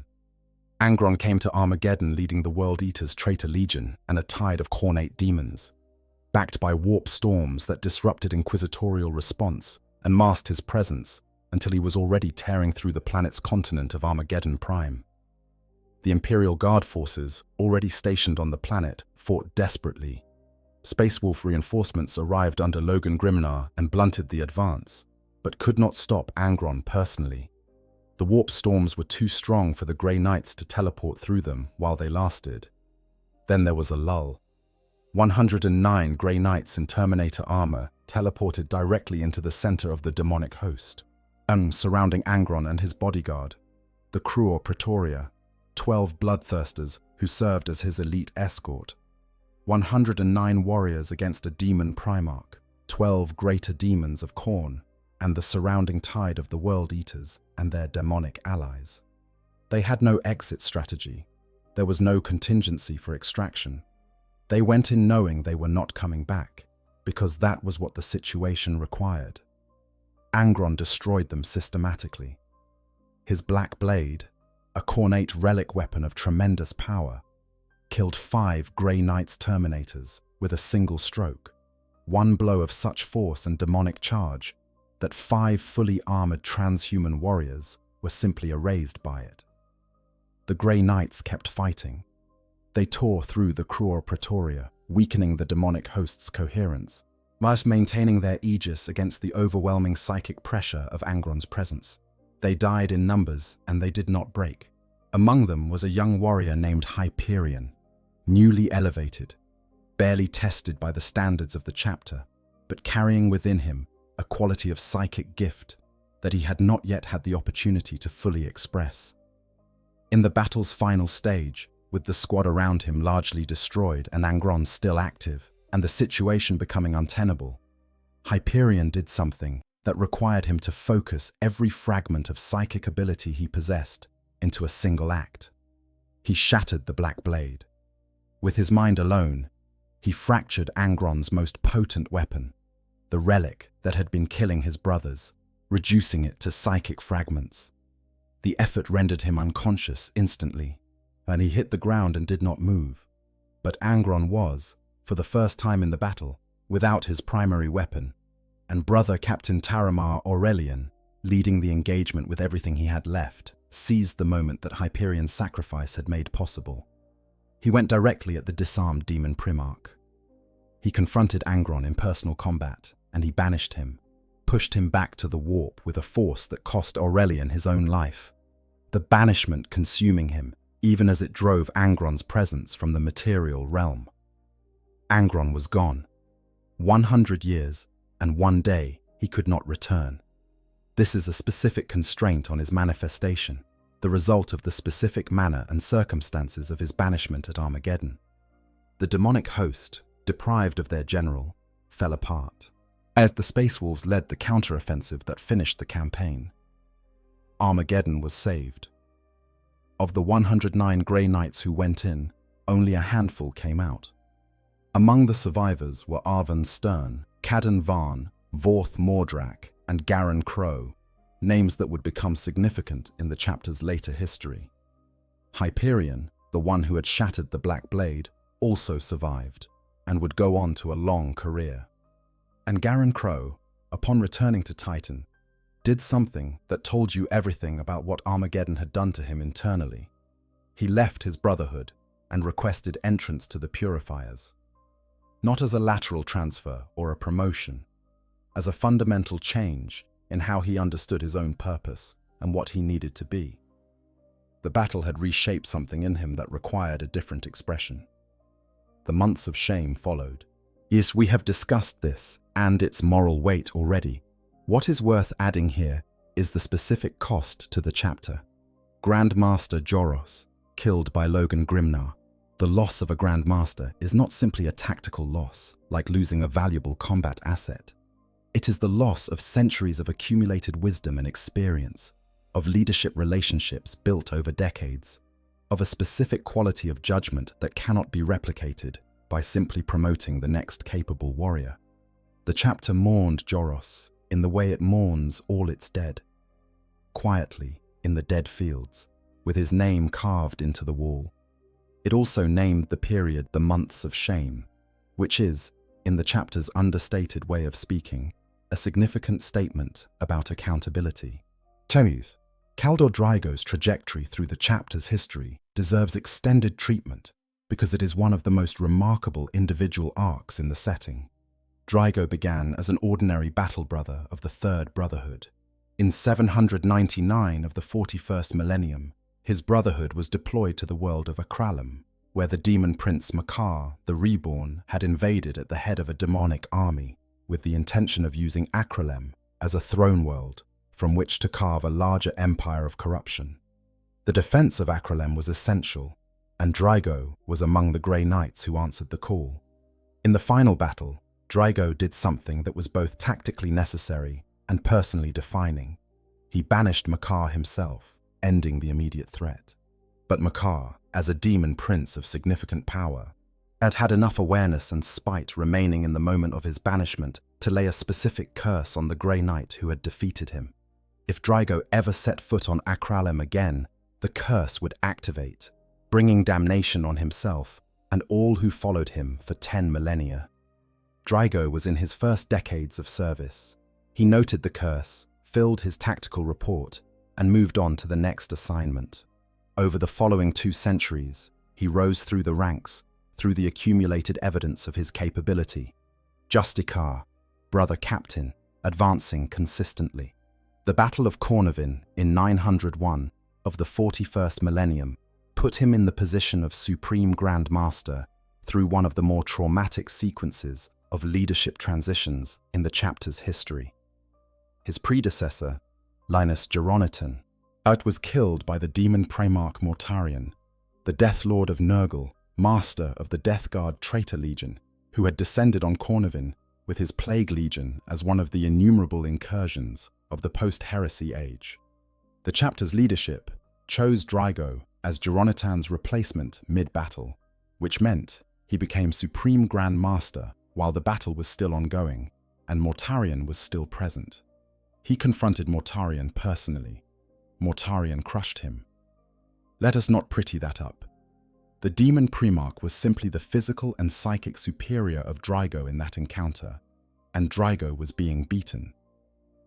Then Draigo spoke Mortarion's true name, the name the Emperor had intended for the Death Lord before the warp took him, and Mortarion's physical form shattered, and his presence in the material world collapsing as the sound of that name reached into the warp substance of his being and disrupted it at the fundamental level. As Mortarion fell apart, Draigo drove his blade into the demon Primarch's heart and carved into that heart the name of the Grand Master Mortarion had just killed. An act of defiance and tribute simultaneously. A declaration that the Grey Knights remember and that Mortarion would carry the name of his victim into the warp. Mortarion has not forgotten it. In the lore, his hatred for Kaldor Draigo, specifically, is documented as a sustained, personal obsession that has influenced Nurglite strategy on multiple occasions. 200 years to the day after the first banishment of Makar, the curse activated. Akralem was invaded again, and Draigo went alone to face it.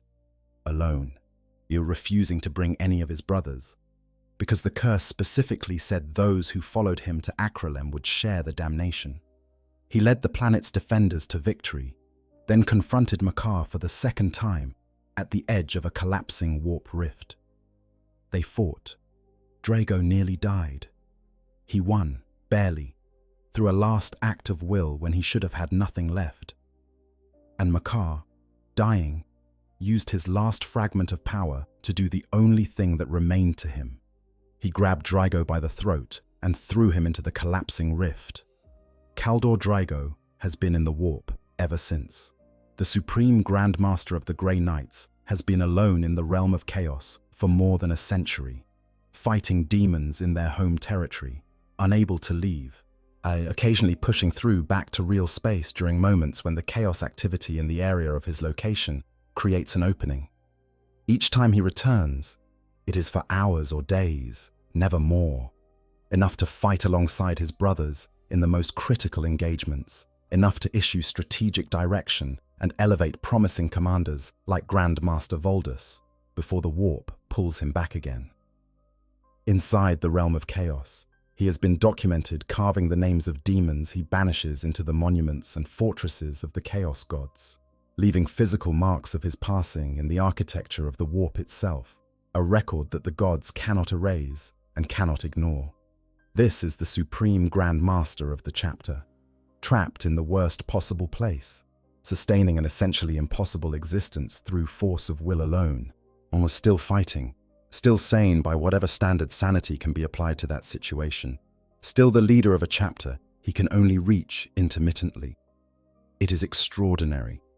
It is also, in the context of everything we have discussed about the Grey Knights, completely consistent with what the chapter is and what it demands of its warriors. Section 10. The Brotherhood, Structure, Ranks, and the Hierarchy of Devotion. Understanding the specific organizational structure of the Grey Knights helps clarify what a warrior's career actually looks like and what each rank demands of those who hold it. The 8 brotherhoods are the chapter's core operational structure. Each brotherhood consists of approximately 100 battle brothers and is led by a Grand Master, one of 8, each reporting to the Supreme Grand Master and each responsible for a specific aspect of the chapter's overall operation, as well as the tactical command of their brotherhood. The brotherhoods are not merely administrative divisions. They are communities within the community, smaller circles of shared experience and loyalty within the broader circle of the chapter as a whole. Unlike standard Space Marine chapters, where the company structure tends towards specialization, first companies of veterans, assault companies, tactical companies, each Grey Knight Brotherhood is designed to be capable of independently handling the full range of demonic threats they might encounter. A brotherhood deploys as a complete fighting force, not as a component of a larger apparatus, requiring other components to function. This reflects the operational reality that Grey Knights are often called to engage where no other suitable forces are present, where waiting for additional assets would mean allowing a demonic incursion to spread beyond containable bounds. They cannot afford to be dependent on other units to fill in their gaps. Below the Grand Master, the Brother Captain commands approximately 100 warriors and leads the Brotherhood in its operational details, strategy, deployment decisions, tactical execution.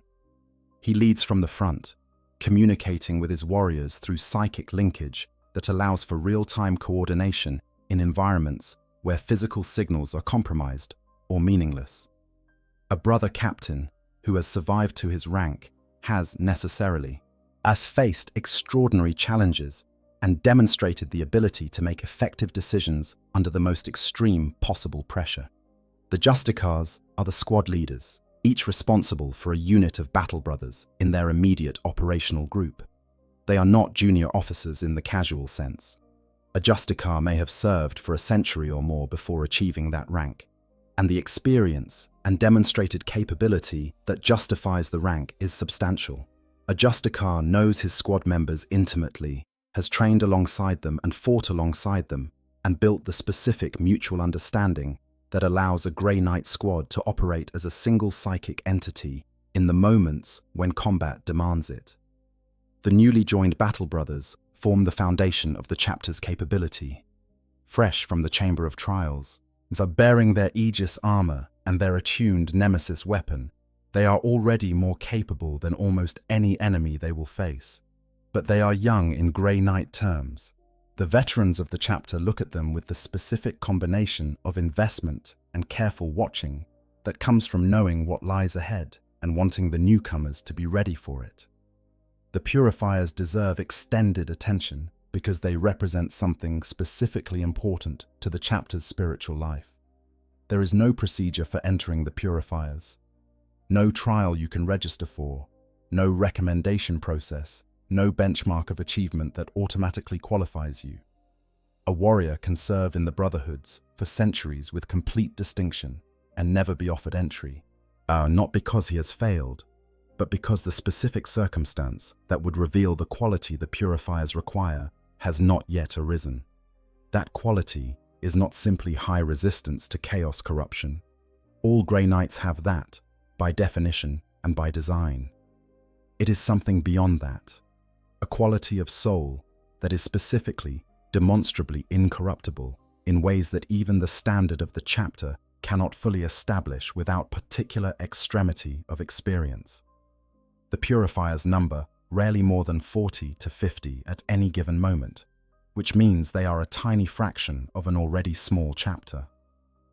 Their residence in the Chamber of Purity separates them from the Brotherhoods in daily life as well as organizational terms. They serve as the spearhead of the most extreme demonic engagements, the assaults on entrenched greater demons, that the purification operations on worlds so deeply corrupted that the very environment has become hostile to human presence. Their flame-based weapons are their signature, and the consecrated fire they carry represents the chapter's most literal expression of purification as a principle. The Castellan champion, who leads the Purifiers, bears one additional burden that is specific to that individual: the blade. of Antoya. This demon weapon, a sword containing a bound daemon of significant power and considerable cunning, is kept as a specific act of containment. The demon inside the blade is not imprisoned and helpless. It is active, aware, constantly seeking the opening that would allow it to communicate, to bargain, to influence its carrier. It speaks in ways that only its carrier can hear, as it offers things that only its carrier would have any reason to want. It is, in the most immediate and personal sense, exactly the kind of sustained temptation that a Grey Knight's training and nature is built to resist. Garen Crow has been carrying it for centuries. The warrior who entered the Purifiers after Armageddon, reshaped by that battle, has spent generations as the warden of a demon that has never stopped trying to be free. He is not broken. He will not break. And the fact that the chapter chooses to hold the demon in this way, rather than destroy the weapon, to keep it as a test, as a continuing demonstration of what one sufficiently pure warrior can sustain, tells you something important about how the Grey Knights understand purity as an active quality rather than a passive one. The Paladins are the chapter's martial champions, standing as the peer of the Purifiers in their elite status, but expressing that elite status through combat achievement, rather than spiritual quality.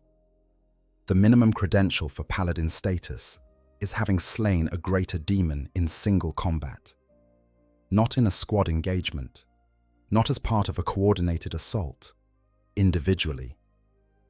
The Paladin is the warrior who walked up to a bloodthirster or a lord of change and fought it one-on-one and won. Given what greater demons are and what they can do, this is an accomplishment of literally impossible seeming scale. The most senior Paladins have done this multiple times. Their armor is, accordingly, uncovered in personal heraldry and campaign honors in ways that even other Grey Knight's armor is not. Each piece of decoration on a Paladin's plate marks a specific achievement, a specific engagement, a specific entity destroyed. Reading the surface of a senior Paladin's Terminator armor is reading a biography written in silver and paint and gold.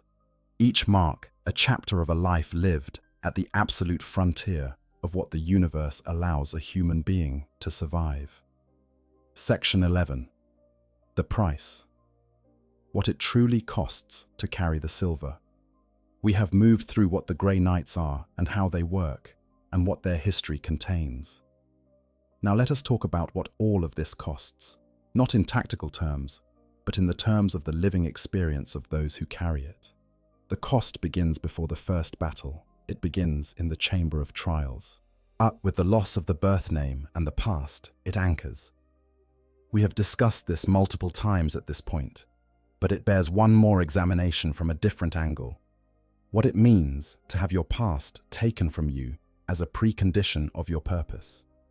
Human beings are, in a fundamental neurological and psychological sense, the product of their histories, the experiences we have had, the relationships we have been shaped by, the specific accumulation of loss and pleasure and surprise and routine that constitutes a lived life.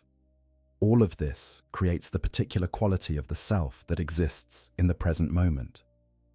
Take it away, or bury it beyond practical recovery, and what remains? Something built around a purpose rather than around a person. Something that has no past, only a continuous present stretching toward a future that looks exactly like the present, which is fighting the darkness. The Grey Knight's answer to this is community and mission, the brotherhood of those who share the same specific experience, the mission that fills the space where personal history might have been. This works. The chapter has sustained itself for 10,000 years, which proves that it works. But it is not the same thing as having a history. It is a replacement for a thing that cannot be returned. And however good the replacement, the loss is real. The fighting itself deposits something over time. Every Grey Knight who has served for significant periods carries a quality that is difficult to name precisely, a density, a weight of experience, Add a specific kind of knowledge about what exists in the universe that most beings are protected from knowing. They have seen what demons actually are, what the warp actually contains, what happens to human beings and human communities when those things arrive unimpeded. They have seen the specific ways that reality fails when the warp's influence becomes too strong, the architectural impossibilities, the temporal distortions, the moments when cause and effect decouple from each other in the environment around a major demonic presence. They have seen human beings in states of possession, of corruption, of despair so total it has become a kind of peace. And they have had to act in the presence of all of this, not freeze, not break, not be overwhelmed, just continue to function. 2. That the psychological conditioning they receive prepares them for this in real ways. The 666 rituals include specific preparation for exposure to environments of extreme warp influence, for the experience of psychic attack from entities whose power is significantly greater than ordinary, for the emotional and perceptual challenges of operating in spaces where reality is not behaving according to normal parameters. But preparation for a thing is not the same as the thing, and the accumulation of the actual experiences across a career in a body and mind that is resilient but not immune leaves marks. The most senior Grey Knights are not damaged. This is worth being clear about. The chapter's culture and conditioning maintain the warrior's psychological integrity in genuine ways, not as a performance. They function. They remain effective. They have not been hollowed out by what they carry, but they have been shaped by it in ways that are visible in how they move through the world, in the gravity of their presence, in the quality of attention they bring to things that younger warriors might approach more lightly. They know things that cannot be unforgotten. They have done things that cannot be undone. And they have made peace with that specific kind of knowing and doing in ways that are, taken together, the closest thing the chapter has to wisdom. The secrecy itself, the invisibility to the civilization they protect, carries a weight that is separate from the weight of the fighting.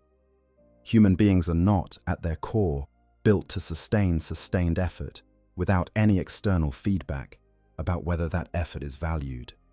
The Grey Knights are unusually well built for this, through both the genetic gifts of the Emperor's gene seed and the specific conditioning of their training.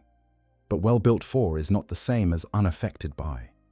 The warriors who have spent centuries fighting without acknowledgement have found their own accommodations with that invisibility, focusing tighter on the brotherhood, on the chapter's own internal record keeping, on the knowledge that they are right about what they are doing even in the complete absence of external confirmation. There is a particular character to the Grey Knight's piety that reflects this. Their faith in the Emperor is not the expansive, celebratory faith of chapters who have their own history of primarchs and founding myths and the cultural transmission of heroic identity. It is direct and internal and very quiet. Or they do not sing their faith in the way the space wolves sing their victories. They carry it in the same way they carry everything else they are not permitted to show the outside world. Inward, compact, sustained by internal resources alone. The chapter's attitude toward dreadnought interment is, in this context, one of the most revealing things about the Grey Knights' understanding of their own existence. Most chapters treat the dreadnought as the highest possible honor.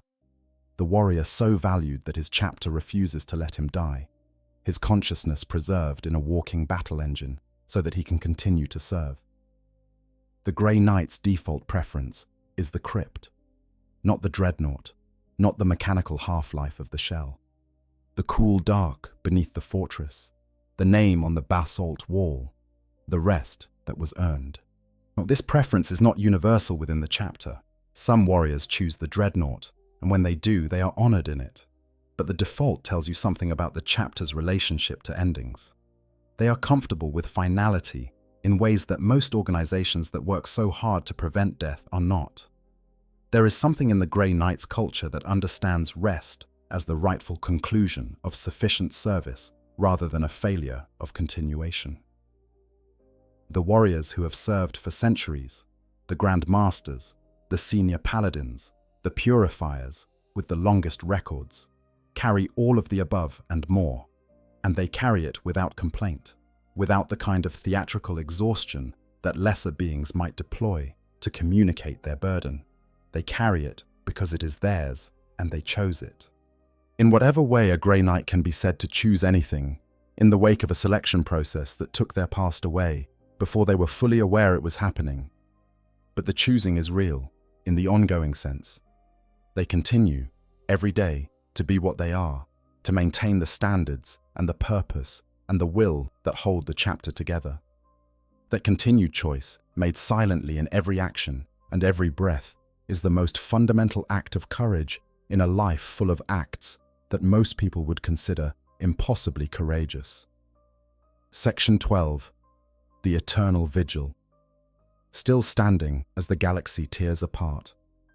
The era Indomitus, the age ushered in by the formation of the Great Rift and the return of Reboot Gilliman, has changed the conditions of the Grey Knight's eternal vigil in ways that feel, even in the context of 10,000 years of unrelenting war, like something new. The Cicatrix Maledictum, the Great Rift. A tear in reality stretching across the entire breadth of the galaxy, the warp bleeding directly into real space along a line so vast that it divides the Imperium into two halves that can no longer reliably communicate across the divide. It formed in the final years of M41 through the combined result of Abaddon's 13th Black Crusade, the Battle of Cadia, and the cascading psychic feedback of the Gathering Storm events, and when it opened, it changed the rules. Before the Great Rift, demonic incursions required specific conditions to manifest at significant scale. Ritual activity by chaos cultists, the deliberate thinning of the boundary between real space and the warp by enemy action, or the accumulation of sufficient warp energy in a specific location over time. These conditions were detectable, and the Grey Knights and the Inquisition had systems for detecting and responding to them. The response window was narrow, often terrifyingly so, but it existed. There was time to mobilize, to deploy, to arrive before the situation became irrecoverable. After the Great Rift, demonic incursions began happening spontaneously, on worlds that had never experienced warp activity, in numbers and at scales that bypassed the early warning systems entirely. The warp and real space are no longer cleanly separated in the way they once were. In many places, particularly in the Imperium Nihilus, the half of the Imperium cut off from Terra by the Rift, the distinction between the material realm and the immaterium has become alarmingly thin. Things that should not be able to manifest without substantial ritual support are simply appearing, because the barrier that would ordinarily require that support has been reduced to a membrane rather than a wall.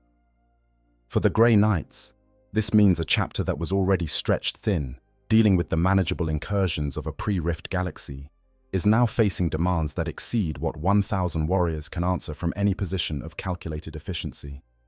They are everywhere, and still not everywhere enough. Strike forces have been dispatched into the Imperium Nihilus that have not returned, not just fallen in battle, but simply gone, swallowed by the Rift's warped reality, their fate unknown to the chapter on the other side of the divide. Several Grand Masters have been lost in the Nihilus, as the Chapter Council, which at full strength consists of 8 Grand Masters under the Supreme Grand Master, is, as of the most current law, potentially reduced to half that by losses that have not been confirmed as either death or survival. The recruitment pipeline, always the chapter's greatest limiting factor, has been further strained by the loss of black ships to the Rift's disruption of warp travel and to daemonic attacks on those vessels. The number of viable candidates arriving at Titan has decreased precisely when the demand for trained warriors is at its highest. In response, the chapter has taken actions that are, in the cold light of its own ethical accounting, uncomfortable. They have seized potential recruits from other Space Marine chapters. They have taken psychers from Mechanicus facilities. They have moved into other institutions' territory with the directness of a force that knows it needs something and is willing to use its authority to take it. The evidence is covered, the disruption is managed, the recruits are taken. This is not how the chapter would prefer to operate. The accounts suggest that the chapter's leadership is aware of the moral questions this raises and has not resolved them neatly. In the tradition of the months of shame, the Grey Knights do not lie to themselves about what they are doing. They do it anyway because the alternative is not being able to hold the line, and not holding the line is worse. But the discomfort is real and acknowledged. Exterminatus, the death of entire worlds.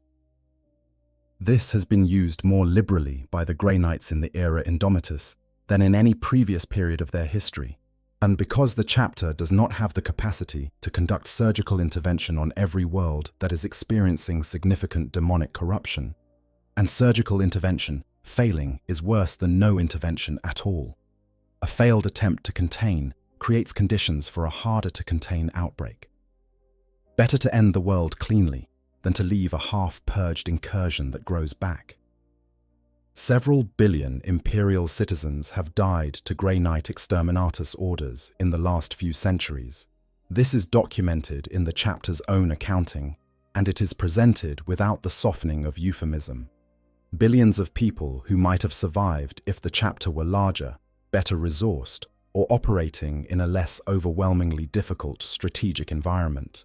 Grandmaster Voldus operates as the chapter's most visible senior leader in the current age, a warrior of extraordinary psychic power who received his position through one of those intermittent crossings of Kaldor Drygo back from the warp. Drygo promoted him on the spot before fading back again, which is the closest thing to a formal succession process available, given the circumstances. Voldus commands the Third Brotherhood, historically the most consistently challenged of the chapter's formations. The Third has lost more Grand Masters to supernatural causes than any other, a statistical peculiarity that has given the position a reputation within the chapter's culture as carrying some special burden. Voldus has survived it. He is, by the most recent accounts, one of the most powerful psychers in the chapter's history. His abilities sufficient to have pulled Kaldor Drygo briefly into real space during a critical engagement through the sheer force of a psychic attack on the demon, separating them.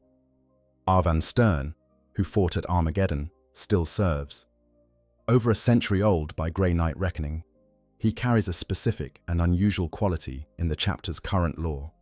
His soul has been repeatedly targeted by the Thousand Suns Chaos Space Marines and their patron Tzeentch, in ways that have left him with a kind of spiritual scarring that makes him simultaneously more formidable and more complex than the average Grand Master.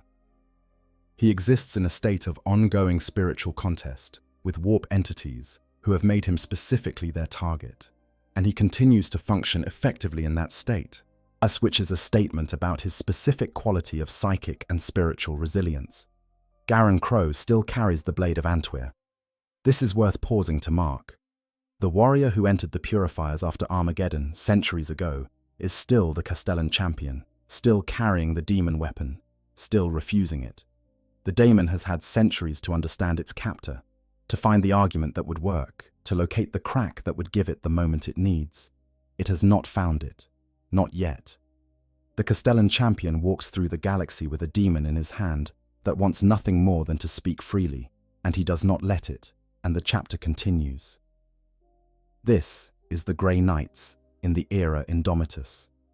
Not triumphant, not comfortable, not operating from a position of strategic confidence that everything is going to be manageable. Operating from a position of sustained, significant challenge, stretched across a galaxy that is fractured in ways that have made their already impossible mission harder. Losing warriors they cannot easily replace, making choices that they know are costly. Sustaining the chapter and the mission through a combination of extraordinary individual capability and institutional will that has persisted for 10,000 years. The eternal vigil continues. The silver does not tarnish. The names are still being added to the wall. Conclusion. What they leave behind. There is a question that sits at the bottom of everything we have covered today. Unstated until now, but present in everything. Is it worth it? What the Grey Knights sacrifice the private history that makes a life meaningful? They sacrifice the recognition that makes sacrifice sustainable for most human beings. They sacrifice the ordinary human pleasures of being known and valued by those you protect. They sacrifice their own names, in the most literal possible sense, in exchange for names that are weapons rather than identities. They spend centuries in sustained proximity to things that should corrode everything they are, holding a line that cannot be permanently held against an enemy that cannot be permanently destroyed. And when they fall, their names go on a wall that only 1,000 other people will ever see, and the worlds they saved will never know they existed. Is it worth it? The chapter's answer, implicit in every action described above, yet in 10,000 years of continued service, is yes. Not a simple or unconsidered yes. Not a yes that ignores what was given up. A yes that has been tested to every possible extreme and has not yet been withdrawn. A yes that exists alongside the months of shame, alongside the moral discomfort of the exterminatus orders, alongside the centuries of invisibility and loss. A yes that is renewed every morning by every grey knight who wakes up in the cold halls of the citadel of Titan and chooses, in whatever way a grey knight can be said to choose, to continue. There is something in this that transcends the setting, not the specific details, the demons, the warp, the silver armor, but the fundamental thing underneath them. The idea that some protection can only be provided by those who are willing to be completely invisible in providing it, or who can sustain the effort of guarding something without any expectation of gratitude from what is being guarded. Most human systems of meaning are built around exchange, around the expectation that sacrifice will be recognized and rewarded, that the cost will eventually be seen to have been worth it by someone who has the standing to make that judgment. The Grey Knights operate entirely outside that economy. They have no one whose recognition would validate what they do. Only themselves. Only the knowledge that the work is real, that the darkness is real, and that the darkness has been held back one more day. In the grim darkness of the far future, where there is only war, the Grey Knights have been holding back the worst of that war in the coldest, most invisible, most costly way imaginable, for 10,000 years, still going. Somewhere in the corridors of the Citadel of Titan, right now, a warrior with no birth name and a weapon built from prayers is reading about the thing it will fight next. The wall in the Dead Fields has new names on it from the last campaign. The training fields outside hold new aspirants working through the 666 rituals. The blade of Antwer is saying something into the ear of the man who carries it, and he is not answering, and the vigil continues. That is the brutal life of a Grey Knight. If you made it to the end of this one, thank you. Genuinely, thank you. This is one of the topics I find most worth sitting inside for a long time, because the Grey Knights are asking questions about sacrifice and purpose, and the kind of devotion that exists entirely for its own reasons and not for any external audience. Yet these are the kinds of questions that Warhammer 40,000 does better than almost any other setting when it's at its best, not giving easy answers, not offering the comfort of resolution, just showing what it looks like when people choose to keep going anyway. If this is the kind of deep, atmospheric lore exploration you come here for, please hit the like button. It genuinely helps this channel reach the people who are looking for this kind of content. And if you're new here, this is what we do. We slow down. We let the lore breathe. We go deep. Subscribe if you want to stay. There is so much more to explore together. For the Emperor. And for the chapter whose name you are not supposed to know. I hope you guys enjoyed the story. Make sure to hit the subscribe, like, share button, whatever you want. Give me some feedback if there's any. And yeah, sleep well.